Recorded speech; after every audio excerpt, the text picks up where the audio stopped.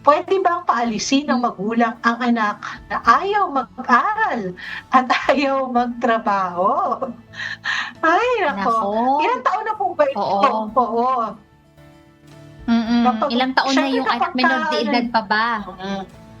Siyempre 'pag minor Hmm, de edad unang-una hindi dapat pinagtatrabaho 'no, yung bata kasi may mga mm, karapatan din po ang bata 'no, na kailangan po ay mm, kilalanin ng magulang. Pero kung, hindi naman na minor de edad, eh, naka-graduate na or naku hindi ko lang alam Attorney Joey, ayaw mag-aral, ito ba ay nasa anong grade na ba ito?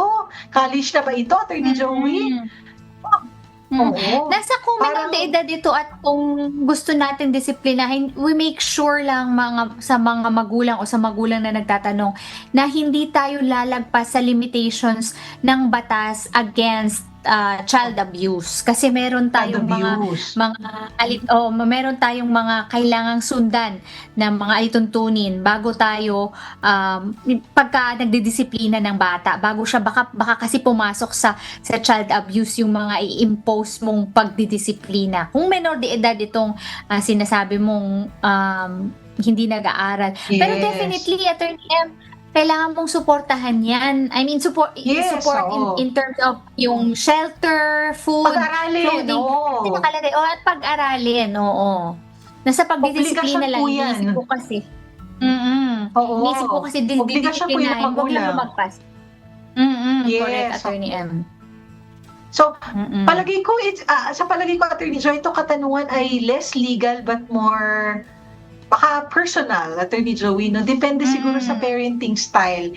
Pero yun lamang po Mm. paalala po na may obligasyon po ang mga magulang na bigyan po ng, sapat na pagkain 'no, pag-aralin, shelter, yung mga basic needs po ng kanilang anak. Kapag po yan ay nai-provide, again yan po ay nakalagay sa ating family code, Attorney Joey 'no. Siyempre ibang usapan na kapagka halimbawa, talaga namang grumaduate na, ayaw pa rin magtrabaho 'no, baka yun ay puwede Mm. ng paalisin pero, again, I don't know kung anong puwedeng ikaso diyan Attorney Joey para paalisin mo yung anak mo kasi gusto mo na siyang magtrabaho, papaano mo kaya? Mm. Yun na, it's not necessarily a legal remedy but maybe it's a parenting style decision Attorney Joey na kailangan Totoo. pong, pag-isipan ng magulang. Kasi Attorney Joey again, also naalala ko sa Mm. family ko, dapat daw po mga yung family matters should be addressed, 'di ba, earnestly